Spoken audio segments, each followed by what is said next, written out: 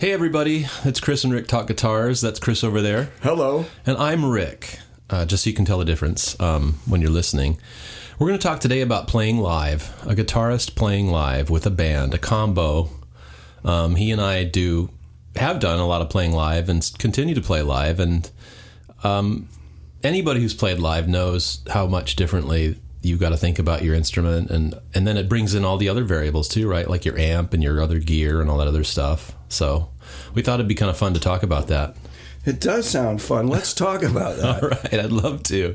Well, we both have gigs coming up. But same day. Let's kind of take it way back, like when we were first starting to play guitar. I remember I was taking lessons from a friend of mine, just learning classic songs of the day. But I really never played with anybody. I take that back. My brother's a drummer, so I kind of had a head start. He and I would play together, but not a full band. And then once I started to play with other musicians, it was like, oh shit, I got to figure this out. Like, if there's another guitar player or whatever there is in this band, I have to find my place in here and not piss on everybody else and make it work as a combo. And so I think it's cool to start to do that because it'll really teach you about how you fit into that kind of situation. What do you think? I agree. Of course you do. Yeah. Let me ask you something. When can you remember your first performance in front of people? Oh my gosh. Vaguely. Yeah. Can you nail down the era? Was it like 70s, late 70s? 70s, yeah. Right. And so it was probably, it was a trio. Yeah, my brother and I were in a trio back then, and that's right. We were playing all this funky music. That's so cool. And I think it had to be like it was a party. It was a party, yes, and yeah, and I'm a shy introvert, so of course I was terrified. I'm still, I still get a little nervous before I play, but it was a party, like a house party, and it was fun and scary and exhilarating all at the same time. But again, the thing about a trio is you have a more latitude, right, with each instrument because you got to fill that space, which I kind of dig. And it's interesting that you remind me of that because that's kind of where that's kind of ground zero for me, like is that trio, dynamic. And I think I've carried that with me throughout my playing. And like playing with you, I had to really get into the space of like, hey, there's another guitar player here. We can't just play the same thing. We have to complement each other and fit as a combo. So yeah, how about you? What was your first? I was thinking about this. My first time, I didn't have a full band, but the first time playing in front of people was me and another guitar player who put together like a set of music and played a couple of parties, and it was super fun. That's cool. I was instantly hooked on it. But we worked out a set and did a lot of like AC/DC, Aerosmith, things like that, some Deep Purple and whatnot, and just had the first party, if I remember correctly, it was like, this was in rural Michigan, so put a bunch of flyers. That's awesome. Ended up with like hundreds of people showing up to this thing, and we were playing in his pole barn, so that was a great experience, just looking out and seeing all these people. But and people dug it, which is I find hard to believe. It's like just two guitar players up there making racket. But I love it. Being in a small town like that, it was kind of a rare thing to have people playing music. So it was just two guitars. Two guitars, and that's cool. And the other guitar player sang. His name was Barry Francis. That's and it was so in cool. Sanford, Michigan, in probably 79. I love that. Yeah, that was it. And shortly after that, I did manage in that small ass town to wrangle a bass player and a drummer, and then from there we started playing live all the time. That's so cool. Was it the other guitar player too? With the addition of those other. No, he left. Okay. He moved to Los Angeles, I believe, in like 1980 or something. So I had to find other people to play with. So put together just a crappy cover band, and being the big fish in the small pond, we played constantly. That's as soon as we were old enough to play in the bars, we played in the bars, but parties everywhere. You mentioned parties, and that was, even through the 80s, and parties were some of the funnest gigs ever. Free for all, kind of like just play all night and have a fun. Well, now I'm curious to know like how, because I know that you're very, like at this point in your playing, you're very mindful of how to fit into a combo as a guitar player and playing with other guitar players. Was that always the case, or when you were younger you were like, nah, we got two guitars, let's just rock? No, for a long time, probably almost all the way through the 80s, I was like you in a situation where I was the only guitar player. And I've actually learned to hate that after a while. It's just like, I love coming up with parts and interplay between another guitar. Yeah. But that was, I can't think of, I think in one of those bands way back there, we tried a rhythm guitarist for a while, but it didn't work out for whatever reason. But no, I was a 3-piece all the way up until very, just the 90s or something. Yeah. Well, I know that when I've played with other guitar players, whether it's just jamming or in a band situation, that's always been the challenge for me. But it reminds me, right? It reminds you right away. It's like when you're playing a song, it's like, oh, okay, well, there are two guitars. We got to figure this out. We can't just occupy the same space because that's pointless, right? Right. You got to come up with, and that's why I really dug jamming in your band, Lowland High. Because you had great songs, number one, and then number two, you were very thoughtful about guitar parts, and I think we're both in the same mind space of trying to come up with melodic, meaningful parts rather than just wankery. I love wankery like the next guy, but totally, yeah. But I also love like melody and making parts that fit into a song gracefully. So right, like probably being raised on stuff like Aerosmith, yep, and other bands like that where they're just like these two guitars, or Skinner or something where there's three. Very good example. Yeah. I've never been in a 3-guitar band, but I think that would be really cool. I'd love to try. Yeah. Because I think, that's what's, for me, that's one of the joys of playing guitar is creating parts. Yeah. Just taking what they're playing, look at what they're playing, listen where it's sitting, and come up with a part that complements it. Yeah. And, that when you take them apart, when you take them away from each other, it sounds totally different. But when you put them together, it makes, a really cool part. Yeah, I agree. It's very fun. And those are great examples too because Skinner, they were so artful in the way they integrated all those guitars together. It's insane.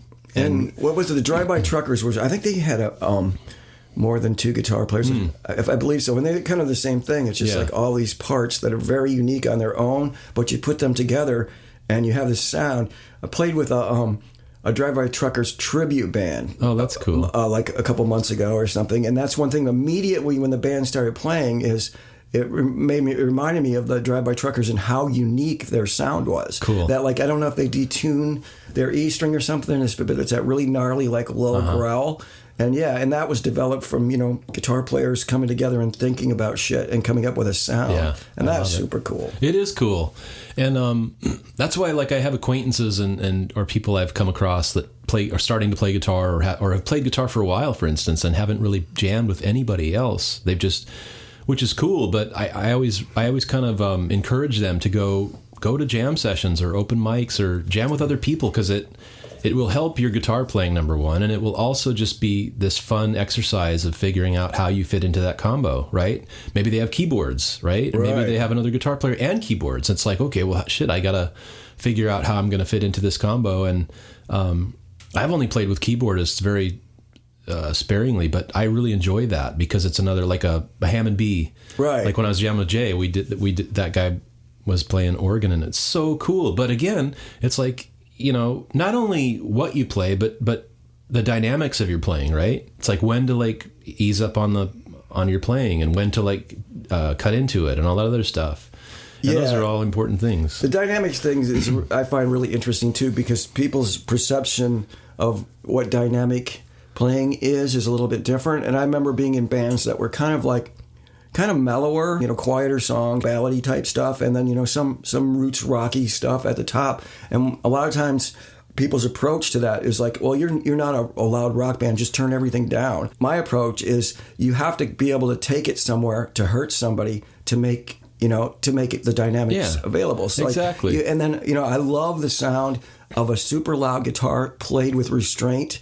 And played quietly. There's there's the dynamics that I can hear. It's just every little aspect of the playing you can hear there. But if you're just going to grind down on and strum a bunch of chords, that's not going to work very well. So having the dynamic range available is what I love about dynamic playing and playing with bands. And as a band, knowing in that particular band where your place is. Yep. A band should be able to set up in any club and, get their sound, because it's like they know how to play with their band. And, sure, some of the bigger clubs are going to mic everything, and you're going to have somebody out, mixing, but you should be able to mix yourself on stage. Yeah. And a lot of, most of the bands that I've played in do that really well, and I like that too. Yeah. It's like play for the song and the band. I mean, that's one aspect of playing live that you get to learn just from doing it a lot. Yeah.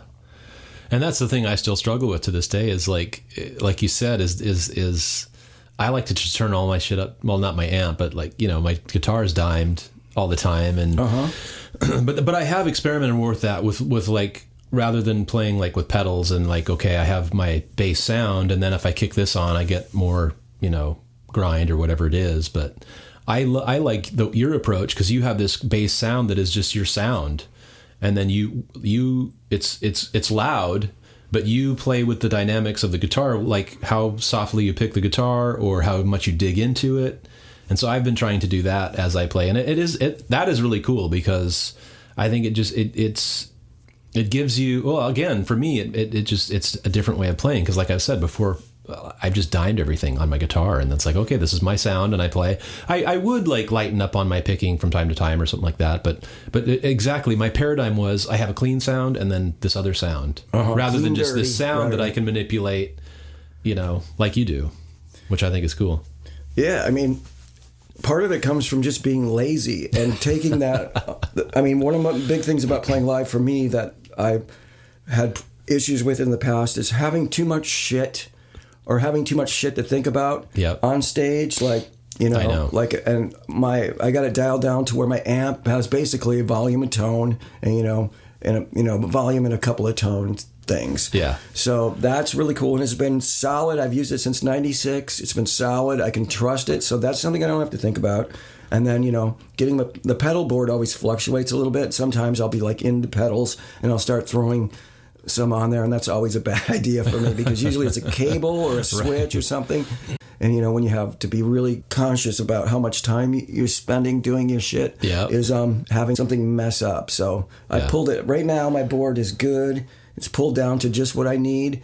Keeping that really simple helps. But going back to what I originally was talking about is that the dynamic thing of having one tone and kind of manipulating that. Part of it is just because simple, I like really simple. And keeping it simple takes, that element out of something that can go wrong. I mean, totally.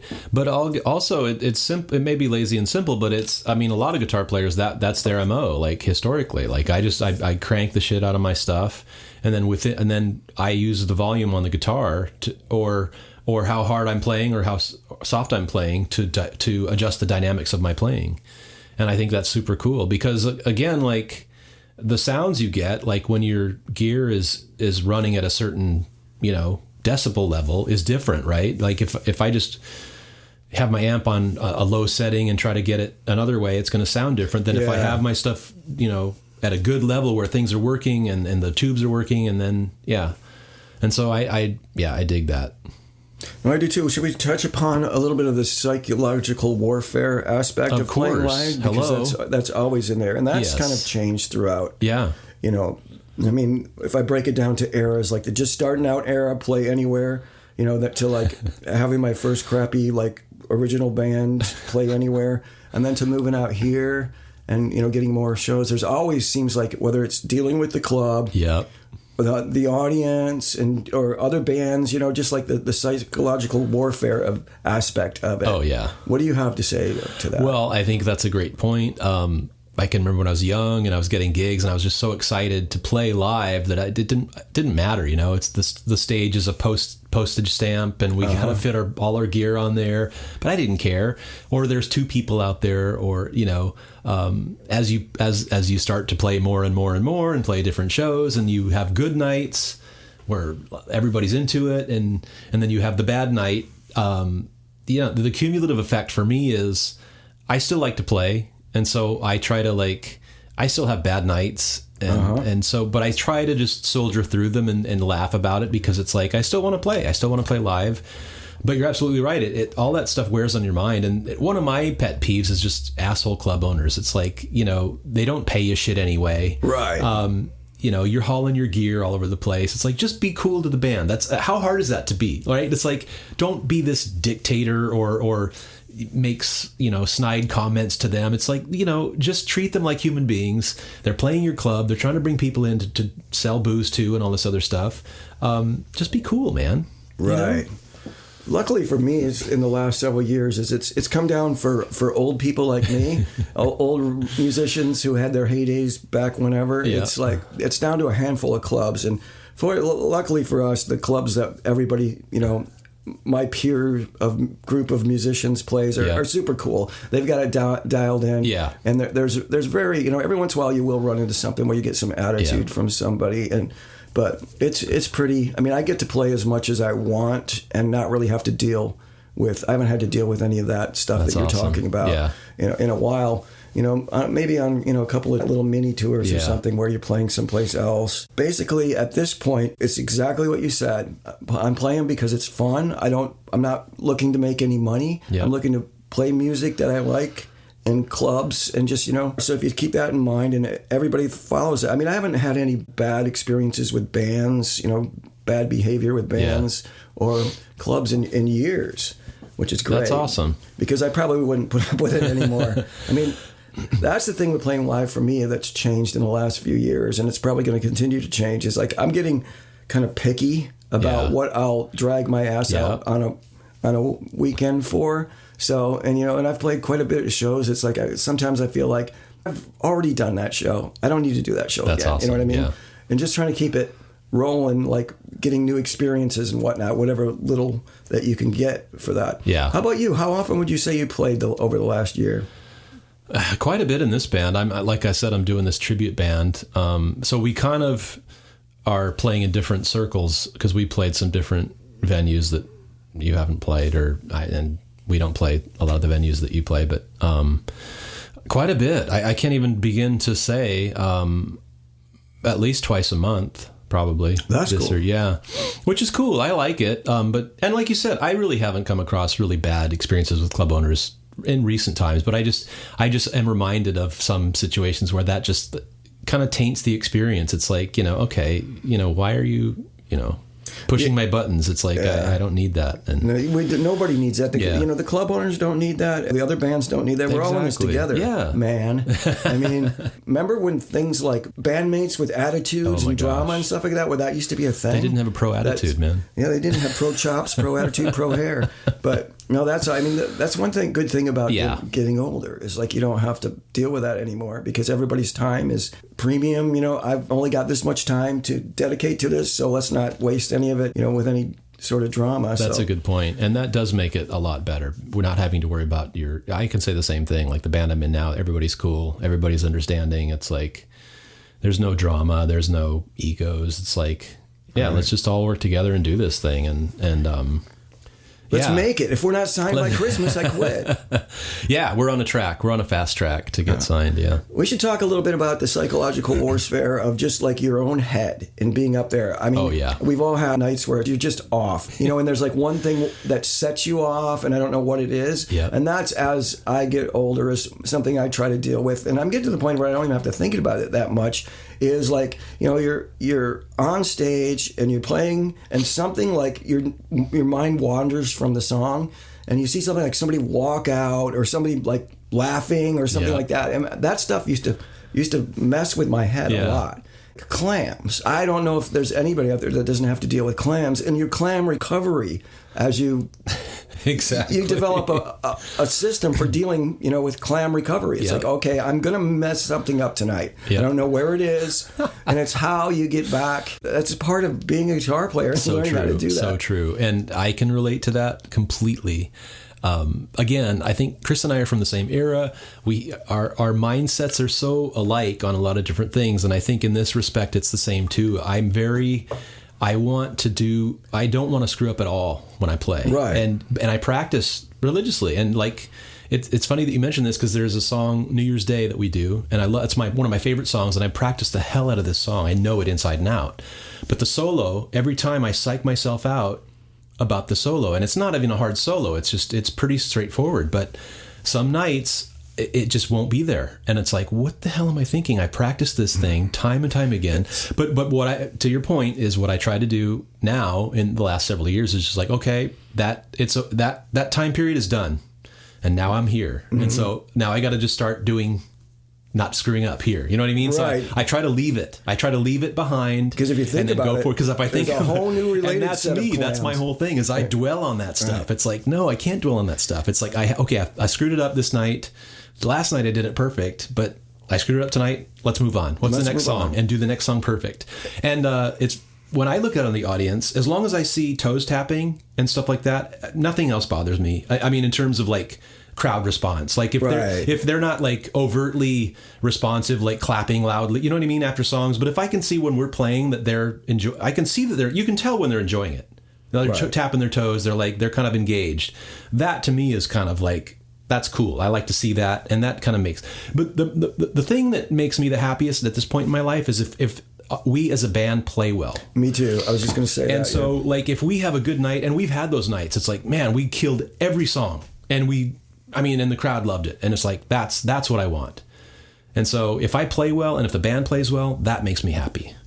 Exactly. Yeah. And I want to point out really quick, because if someone listening doesn't know what a clam is, it's a clam. A clam is like a mistake, basically. I mean, I guess I don't know who started that, but I love the term. It's you clammed up, so that's what a clam is. I've got acres of clams. And I had one particularly horrible show just a few months ago, and I can tell where everything went wrong. We were in this little club in West Seattle, and so we had banjo, 2 acoustic guitars, drums, and a bass. And I couldn't hear any of the acoustic instruments, and I was playing really quietly, you know what I mean? Yeah. And I couldn't hear any of them. So I had nothing to blend into. Right. So I started maybe had like your average garden variety clam. And from there I just went, because I could hear it so well. And I'm like, that's all I can hear is this clam. And I just started messing up for the rest of the show. It was the worst show I've ever played. Yeah. But it was so bad that it was almost enjoyable. I was laughing by the end so hard at some of these stupid mistakes that it's like, I'd have to try really hard to mess that up the way I did. Yeah. But yeah, it's just that mindset.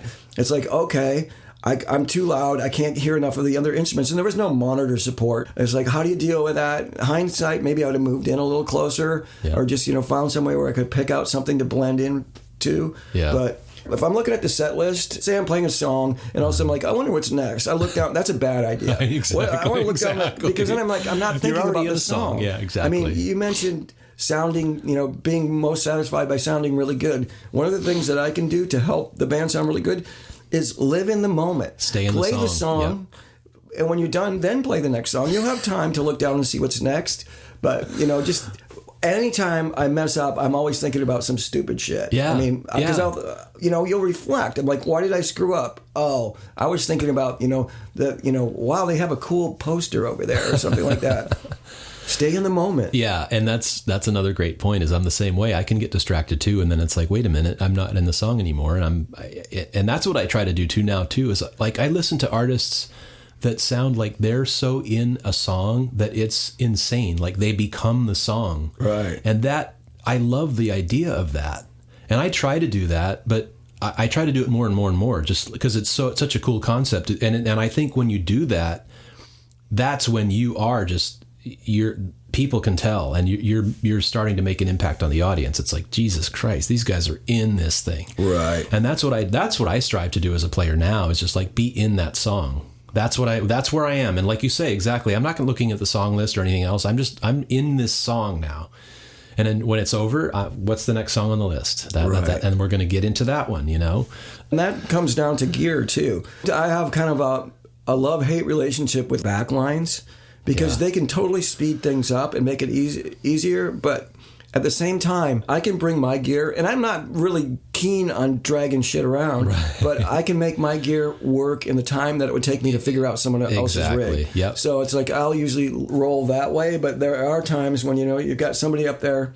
We have a backline to save time, but there's an issue with the amp because they're not familiar with it. So you're starting the set off in a psychologically bad place. Right. You spend from the first song on, you're in recovery mode. I mean, just any element that you can take that psychological point of view and put it in a good place, I'm all for that. For me, it's keep the gear simple, know the songs. I don't. Do you warm up before shows? I don't really either. I don't. If we have new songs in a set, I'll do that. I'll kind of run them, dry. for me, I mean, it's all going to come down to like Headspace usually. Yeah, kind of like I was talking about before. I remember this show we played, and the guy was just a dick from day. We were loading our gear in, and he was on us, like just. and to your point, it just put me in a bad mood, right. And now I have to get my headspace into like playing my songs and my gear for these people, and you know what I mean. And that's another thing that I think is fascinating that people don't think about is, and you and I are not prima donnas by any means, but like I have some empathy for artists who like. Well, I just have empathy for artists who try to get their mindset to where it's supposed to be to play this music for these people. Another thing that comes to my mind is Nina Simone. There's this great video of her playing piano and singing, and these people, they don't show the people, but they must be talking or doing some other shit, and she kind of stops, or she takes it way down, and she's just staring at them. And she's just staring at them until they stop whatever the hell they're doing. And then she goes into the song. And it's like, to me, that is so freaking cool, man, because it's like, look, I know you're here to have a good time and you're paying for drinks and you pay to cover. But you know what? I'm doing this for you guys. And so stop fucking around. And I'm going to do this and just enjoy it. Yeah. Or go someplace and, party exactly. where you don't have to listen. But yeah. I mean, yeah, that's weird. The Yammer songs. I mean, I've always been in bands, it seems like, where there's, the quiet songs. And some of those are my favorite songs. I mean, you get to play like really finessey things. And there's the Yammer you get from the crowd where it's just everyone's like talking really loud. I know. That's so distracting. Yeah. And it's like, I understand you guys are out there doing your thing, but, it just makes me think more and more about like how hard it is sometimes to get into a good headspace to want to play your music for people, because you have to deal with all this other crap. Like you're saying, you haul your gear to this thing, and then the stage may be too small, and you've got all these band members or all these variables that come into play before you play your show, right? It's like, and luckily, like you and I, as we get older, we've learned to roll with the punches and try to have a positive attitude. And most of the time that it works for me. Like I'll just, if I find myself going a certain negative direction, it's like, dude, what are you doing? It's like, just focus on the parts that you are fun and just do it, and that usually works, Yeah. And so have you ever been like the front person in any of the bands that you're in? That's a different ball game. It is a different ball game. I think I really like just being a guitar player sometimes. Yeah. It takes a lot of the stress out of it. But I mean, I do enjoy, I did enjoy fronting my own band for a while, and I like to sing and, present it. But that's a whole new ball game as far as, you got to set up the set list. You got to do all this stuff. And, be on and like entertain. Yeah. And sometimes I just want to be the guitar player and deal with that. I totally hear you. Yeah. Because more of the pressure's on you, right? You're the focal point. You have to come up with, the goods in terms of between songs and everything else. And that's where audience reaction can really mess with you too. Oh, totally. Like, I'm like, here's the song that I wrote. It's really personal, and I'm putting it out here, and watch people like yawning or like leaving. It's like. Yeah, but you can't let that. I think I'm getting better at that, especially as a guitar player, because I don't really care. Exactly. I mean, if someone leaves in the middle of a song, I'm like, all right, well, exactly. I'll take your seat. And like I said before, I just admire artists who they might give a crap, but in the moment, it doesn't seem like they do, right? And they're playing this show and shit's going on around them, but they're still just so in it, and they're delivering this thing because that's what they're there to do, and that's what they're all about. But for me, like I said, usually what I try to latch onto is like whoever in the audience I can see that is enjoying it, that's what I'm going to latch onto. It's like, okay, those people are tapping their toes. They dig it. Right. They get it. And then from there, it's like I said, like if we play well and if we pull it off in terms musically, then that makes my night. It's like, we killed that set. I love it. I didn't screw up. Nobody screwed up. And we practice pretty religiously too. I must say, we take it pretty seriously in terms of wanting to get these songs right. So, for me, that's that's the satisfying motivation for me is playing well. Yep, I'm with you. All right, you got any horror stories about? Oh God, so many. Playing live, clubs, owners, whatever. Well, like you said, it's just funny to go to a show and like everybody's gear's on stage, right? And say you're the first band to play, and you've got maybe 2 feet to set up all your stuff, and But like you said, I'd rather have my own stuff in a cramped stage than have to dial in somebody else's stuff. And and it may not even work very well, right? It's like, oh yeah, that one channel has been intermittent. It's like, oh cool, thanks. I have to use this amp tonight. No, I've done backline shows where it's like, it works, and I'm not that fussy, but it just depends. I mean, one example is I used there was a Vox AC30 one time that I used, was the best sounding. It was great. I loved playing that amp. Yeah. It was great. Did another show with a Vox AC30, and it was horrible. It was on a stand. It was pointed right at my head. I had the treble all the way down, and it was still like taking my head off. Yeah. I mean, that's kind of a testament to how different Voxes are. But, totally. Also, it's like, and I did spend a good deal of time trying to get it to sound the way I wanted it to. It takes me 2 minutes to set up my rig, so I'm just going to do that. Yeah, and you and I have small enough rigs anyway that we could fit on most any stage with 3 bands and be fine. And so, yeah, that's one of the things that I've encountered where they want you to use a back line, or there's 5 bands and everybody's got the other 2 bands have 10 members each in them, and so they've got all their stuff on stage. But I think it is cool to think about the mental part of playing live. It's for you and I, it really is. It's a major part of what can affect our night, But yeah. as we said, like the older I get, the more I just try to laugh at certain things and just not dwell on it. Once it's over, it's over. Which brings me to something that I was just thinking about when you're talking about it. And it used to be a thing. Not so much anymore. Is board tapes where the engineer will tape the show, and then you can buy it, or they'll give it to you or something. I never listen to those things. They sound like crap. They sound like 9 crap. And the thing of it is live music to me is. I mean, I have some live records that I really love, but I like to let it exist in the moment. Yeah. And you can tell. I mean, that's good enough for me. We played really well, Yeah. And that's good. I don't need to listen to that. Because, like you said, any like little imperfections, and the vocals are always really dry and really loud, and it's just not. I mean, and then you walk away from a gig that you said we did great, and you did do great, but to start thinking that you're less great than how you did. Yeah, that's an awesome point. I'm not a board tape person. Well, I'm not for many reasons, but number one is most of the board tapes I've heard sound like crap because they don't get the room. Yeah. They don't get the room. Like a live recording is the room. The best live recordings I've heard, it's where you can tell that they took time to mic the room and mic the band, because that's the live setting. It's not just the board, what's coming through the board. That's crap, because it's not even like a studio mix. They're just, you know what I mean? And so 9 times out of 10, I've heard board mixes that just sound crappy because it's like, oh yeah. And so, and then again, like you say, it's like, if I feel good about that set, I don't want to hear, if I hear one little tiny imperfection, I'll focus on that and go, shit, we didn't play great. What am I talking about? I told everybody I played great, and there's the proof. Exactly. I didn't. Yeah. But, so I'm the same way. I don't want to hear a recording of that night. Speaking of shitty clubs. Yeah. I love this it. just popped into my head. I love it. We played a show, and probably maybe 6 months ago, where there was it was in Tacoma. There was no working back door, so you load your gear into the back room, quotation mark green room, and there's a door to an alley, and just open. So that's the kind of thing that when we're talking about horror stories, is I want to avoid that in the future too, is playing places like that. I don't know why, I just didn't say, all right, we're leaving. Right. You know what I mean? But yeah, so I spent the entire night, and it was cold, so it must have been last winter. Yeah. And I spent the entire evening on a 3-band bill. I think we were playing in the middle, I might have been playing last. And sitting back there with the gear freezing because I didn't want somebody walking off with our shit.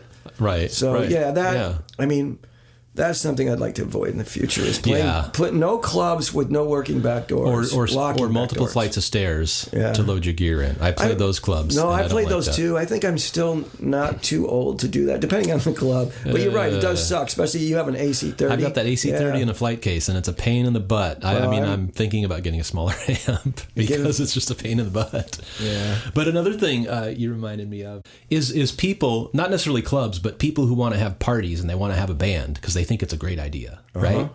And you get there and it's like a reception for something, or it's just not the right context for a band, right? And especially a band like ours. And I think everybody means well, right? Because it's a friend of a friend. Like, like for instance, one of my bandmates knows somebody that wants to have a party, and it's like, oh, that's great. We'd love to have a band. A live band would be great. It's like, well, we're loud and we play this type of music. Is that really what you want? Or would it just be better for you to get a DJ or play Spotify or whatever? You know what I mean? And I've been in those situations many more times than I want to be. And I need to be more prudent about like saying yes or no to those gigs, because it's not fun for me. Because nine times out of 10, it is Spotify that they're looking for. They just don't notice. Exactly. Yeah.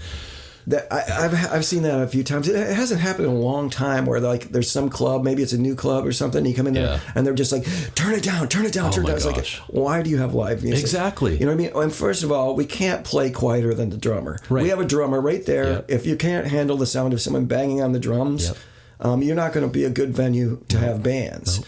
So, like I said, it hasn't happened in a long time, but you know, that whole like turn it down, turn it down, turn it down, turn it down. That gets into your mental space as well. Yeah, and like you said, it's like if you have a club with live music and there's drums in a band, that's our baseline.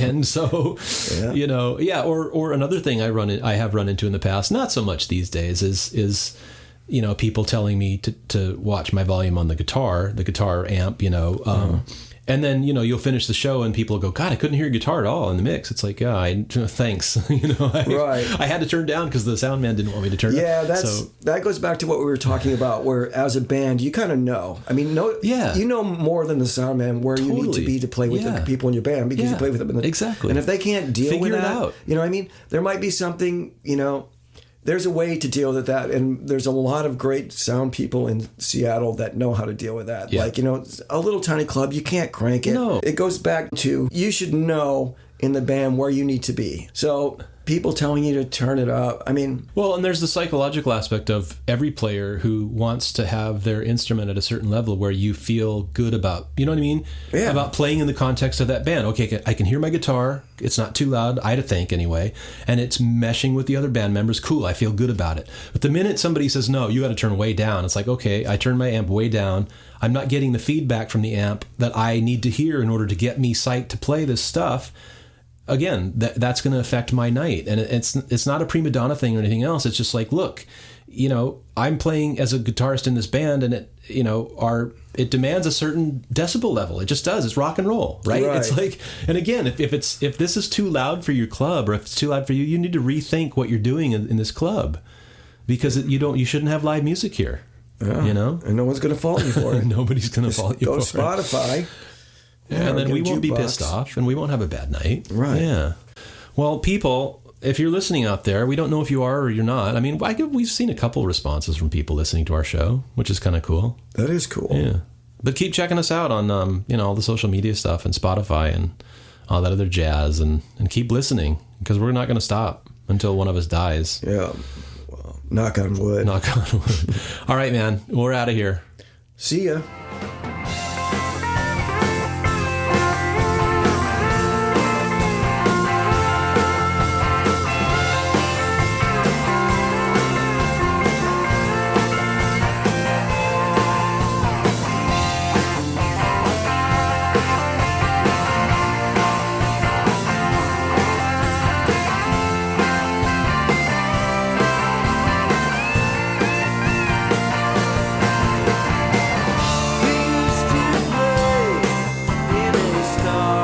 Spangled